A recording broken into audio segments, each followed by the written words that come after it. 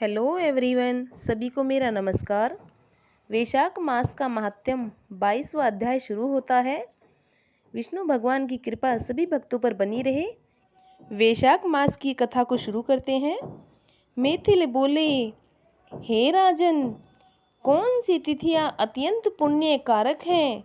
क्या क्या दान है विशेष रूप से उत्तम? संसार में इन्हें किसने प्रख्यात किया है? यह सब हमें विस्तार से सुनाइए। सुन ऋतुदेव जी कहने लगे, वैशाख में सूर्य की 30 तिथियां बड़ी उत्तम मानी गई हैं, जिनमें दान करने से कोटि गुना फल मिलता है। इतना ही नहीं, जो व्यक्ति वैशाख मास की तिथि में स्नान, दान, होम, पूजा पाठ करता है, श्रद्धा पूर्वक से उसे तत्काल मुक्ति मिलती है एवं कथा सुनने से रोग दरिद्रता से पीड़ित दुख भी दूर हो जाते हैं। जो व्यक्ति इन तिथियों को व्यर्थ व्यतीत करता है, वे मनुष्य गोघाती, कृतघ्न, मित्रघाती, आत्मघाती, दरिद्री, धनवान, लंगड़े, अंधे, विधवा, स्त्री, बालक, सबको यह वैशाख होकर धर्म अत्यंत सुख से साधन के योग्य माने जाते हैं। चित्र के महीने में वेश की संक्रांति हो, उसी समय पापों के नाश होने वाली अमावस्या कोटि करने के फल देती है। इतना ही नहीं, पितृशवरों के संबंध की पुरानी कथा चली आ रही है।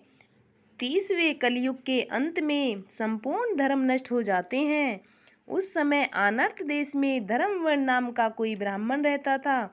उसने उसी कलयुग के प्रथम पाद में मनुष्य को पापों से युक्त, अपने वर्ण धर्मों से हीन देखा। एक दिन वह ऋषि मुनि महात्माओं के सत्र यज्ञ के दर्शन के निर्मित पुरस्कार क्षेत्र में गया। ऋषि मुनि लोग कलयुग की प्रशंसा करने लगे। सतयुग में जो वर्ष भर माधव भगवान प्रसन्न होते हैं, जो एक मास में द्वापर में एक ही पक्ष में होते हैं, उससे 10 गुना पुण्य कलयुग में विष्णु भगवान का स्मरण करते हैं। केवल एक ही हरि का नाम उच्चारण करना उचित है। यह प्रसंग हो रहा है। तभी नारद मुनि खूब हंसने लगे, उन्मत्त की तरह नाचने लगे। निसंदेह कलयुग बड़ा पुण्य रूप है।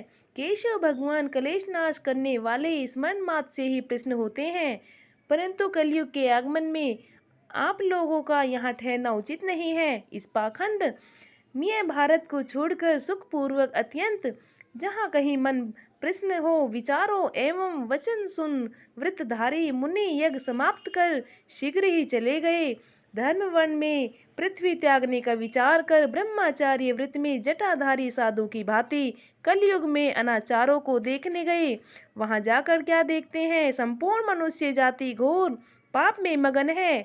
ब्राह्मण, रुद्र और सन्यासी पाखंडी हो गए। पत्नी पति में, गुरु शिष्य में, सेवक स्वामी में, पिता पुत्र में परमेश्वर विरोध रहता है। ब्राह्मण शूद्रवत्र गो बकरी के समान हो गई हैं। वेद कहानी मात्र है। सत्य कर्म साधारण हो गए हैं। देवताओं की जगह भूत प्रेत आदि की पूजा होती है। अधम नीच पूज्य हो गए हैं। इस कलयुग में भ्राता भगनी से, पिता पुत्री से संगम करते हैं। साधु महात्माओं का अपमान होता है, पापियों का सत्कार होता है, इत्यादि घोर दुराचार हो रहा है।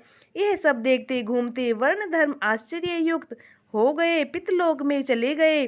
वहाँ पितगणों को बड़े भयंकर दुखों से अंधकूपों में पड़े देखते वाही वाही करते देखा। किसी प्रकार का सहारा नहीं मिला। उन्हें देख बहुत विस्मित हुआ। दयालु होकर बोले, तुम कौन हो? तुमने ऐसे कौन से घोर दुष्कर्म किए हैं जिनके कारण तुम यहाँ पड़े हो? किस गोत्र में उत्पन्न हुए हो? तुम्हारा कैसे उद्धार होगा? ये सब तुम मुझे विस्तार से मेरे सामने कहो। तुम्हारा आज ही कल्याण होगा। उसके ऐसे वाक्य सुन दुख से व्याकुल पितृश्वर प्रसन्न हो दीन वाणी से कहने लगे, हम श्री वस्त्र गोत्री हैं। हमारा वंश पाप से क्षीण है। हमारे लिए पिंड देने वाली कोई भी संतान नहीं है। इसी से हम दुर्मात्मा अंधकूप में पड़े हैं। हमारे कुल में एक धर्म वर्ण ही बड़ा यशस्वी है, सबको छोड़ अकेला ही विचरत करता है। उसने गृहस्थी धारण नहीं की है, वही दुर्वों का तंतु रूप है, जिसे पकड़कर हम लोग लटक रहे हैं।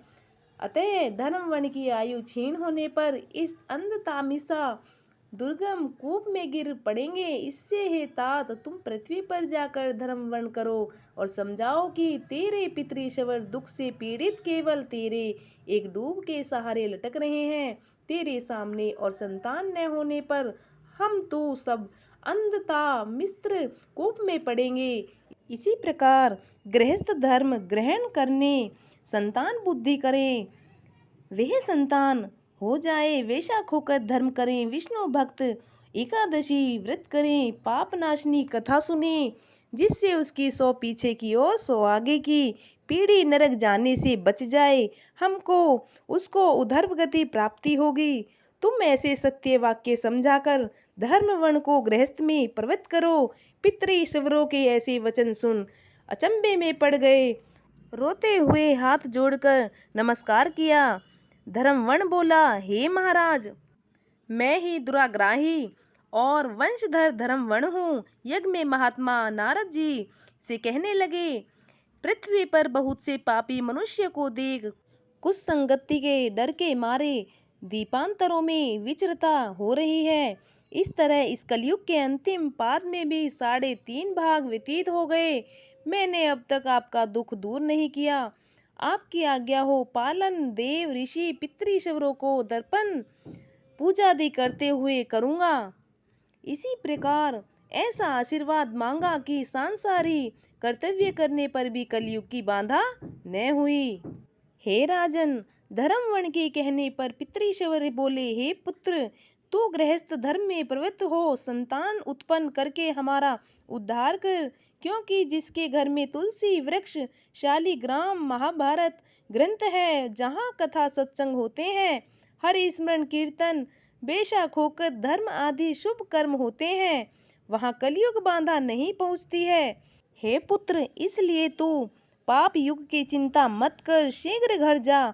इस माधव मास में सबके उपकार के लिए मेष की संक्रांति की 30 तिथियों में वैशाख होकर धर्म कर, जिससे करोड़ों गुने फल मिलते हैं। चैत्र की अमावस में पिंडदान जल से भरा घड़ा दान करो।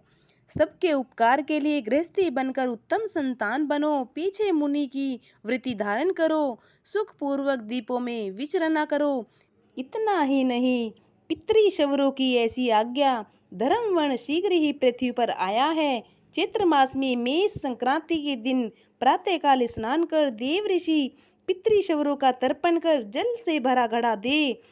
पाप और नाश करने वाला श्राद्ध करके अपने पितृवर्ग को ऐसी मुक्ति दी जिससे आवागमन छूट जाए। फिर विवाह किया जिससे सुंदर संतान हुई। संसार में इस पाप नाशनी तिथि को प्रख्यात कर स्वयं प्रसन्न हो गंधमादन पर चले गए। इसलिए मधु मास की अमावस्या भी शुभ मानी जाती है। इसके समान संसार में कोई तिथि न देखी गई है और न ही सुनी गई है। वैशाख मास के महीने की कोई कल्पना नहीं कर सकता। इसी प्रकार से वैशाख मास का महात्म्य 22वां अध्याय पूर्ण होता है। उम्मीद है ये वीडियो आपको पसंद आई होगी। वीडियो को सब्सक्राइब करें, लाइक करें, शेयर करें, कमेंट करें।